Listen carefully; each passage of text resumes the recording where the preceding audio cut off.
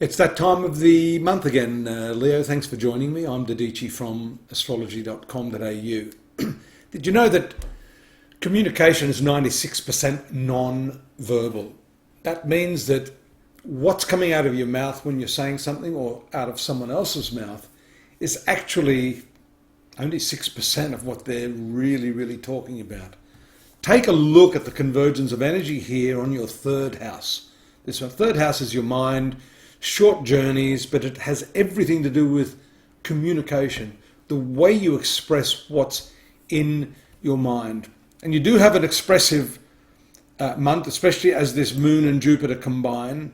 They're in the fifth house of creativity. The Mercury transit into your fourth house, all in the first few days of the month. Then Mars as well by the fourth into this third house, which makes for very strong communication, but not necessarily effective communication. So I draw that point to your attention so that you understand that if you're negotiating some contract or trying to make your point in some way, and that's shown also by this very intense transit around the 5th and 6th in this 6th house of your horoscope. A lot of challenges here. 6th house is your work.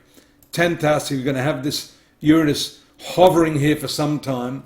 Look at this, right in the midpoint of this Venus and Mercury. So your communications, especially to women, to bosses, because Venus rules your 10th house, could be subjected to some real topsy-turvy energy throughout the first week and a bit, say the first 10 days of the month, maybe a little bit longer. As you can see here, Uranus is at 5 degrees. You've got these two planets, well, Venus here at 2 degrees. So that's still going to play out a little bit up until the 11th or 12th. You've got idealism at its height here, but more in terms of your spiritual objectives with the Moon and Neptune here in this 8th house. And also a little bit of a challenge there for some of you, I would say, from the right angle of Jupiter to Neptune, there in the 5th house, which some of you may not know is indeed a what we call an initiatory house, a spiritual initiatory house. This 5th house is called Mantrasthana, or the house of prayer, even though most astrologers take the 9th and 12th. There's Moon transiting the 9th around the 14th and 15th, and then it makes its way into your 10th house. Straight after what I've missed, which is a big blunder, is the very powerful full moon in that 9th house. Excuse me.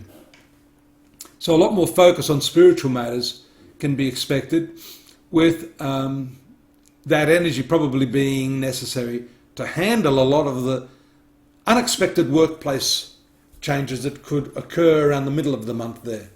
The Moon transiting the position of Uranus is going to be a permanent feature of your horoscope while Uranus is in this 10th house. Now, I've glossed over that a little bit, and this is where astrology becomes a little bit of a problem. You know, you really need to look at a whole lot of aspects that are going on there. I just mentioned you can be having some problems there with the Moon and Uranus, but don't forget you've got some favourable aspects here from Saturn and Pluto, which means that you can counteract that with some solid, down-to-earth, practical advice, some not so impulsive moves.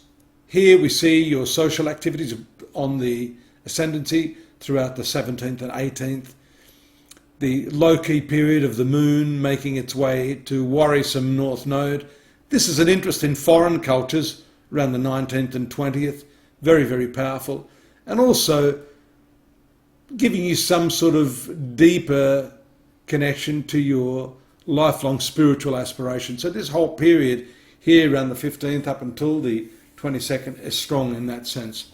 A more emotional period for you as the Moon transits into your Sun sign. We see here also the Sun hovering at the lower part of the horoscope.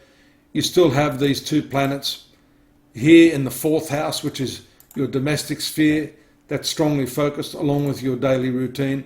And then on the 24th, that very powerful transit into the angle, the 4th angle of the Sun. That's going to really bring a lot more energy and attention into your family affairs. This has something to do with your mother as well, because the 4th house has to do with the maternal connection. Moon in the second house, to some Vedic astrologers anyhow, has some key meaning with family as well. That communication has to be watched around the 27th. We talked about that being critical. You don't have to talk to get your point across. Remember that. And then the month is going to end on an interesting note. We keep coming back to this fourth house in your horoscope with that new moon there on the 28th, bringing its energy into the mix with auspicious Mercury and Venus.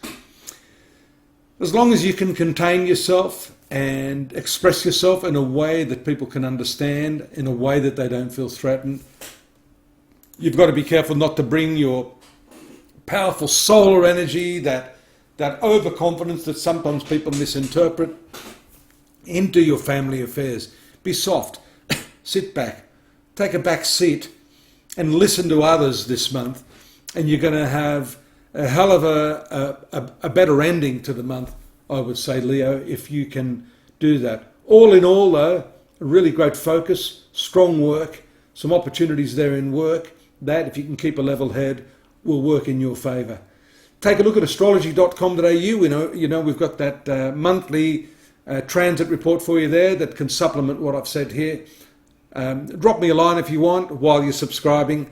And of course, I invite any of you to do the real deal, which is having your chart properly cast and analysed. And for that, I will do a Vedic sidereal map, which to me is even more accurate, especially when we've got your time and birthplace. Take care. See you next month. Bye-bye.